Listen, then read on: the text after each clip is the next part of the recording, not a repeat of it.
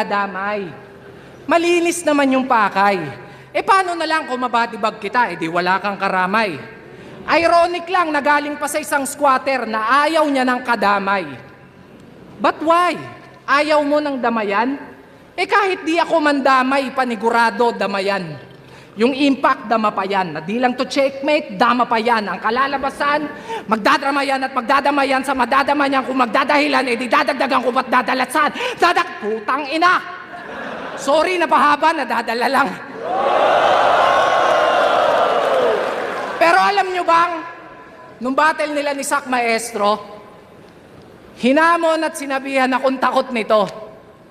Pero nung nalaman niyang papalag ako, si Gago nagpanik ng todo. Sa sobrang kaba, napatawag yung loko. Kesyo wag ko daw idamay yung tungkol dun sa ano. Nung pinalagan, may kondisyon na yung gusto. So paanong okatukat sa'yo? Ba't binabaliktad mo? Kasi ako, matatakot dyan. Kahit putang ina ba?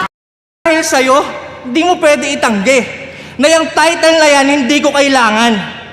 Kasi nung nag-call out ka ng mga champion, pero karamihan sa mga champion, ako ang gusto makalaban. Pero sige, palit tayo ng sitwasyon.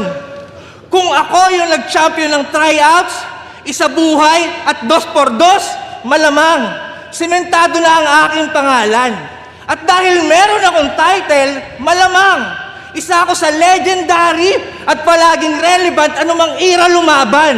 At dahil meron akong title, malamang, kasama ako sa most viewed at palaging nasa top 10 ng mga tao. Ngayon, alisan niyo ako ng title.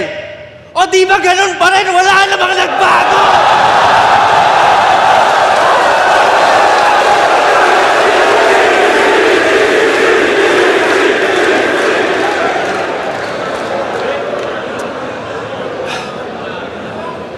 Samantalang ikaw, kung wala kang title, parte lang ng galawan ang iyong naging ugnayan hanggang dun na lang.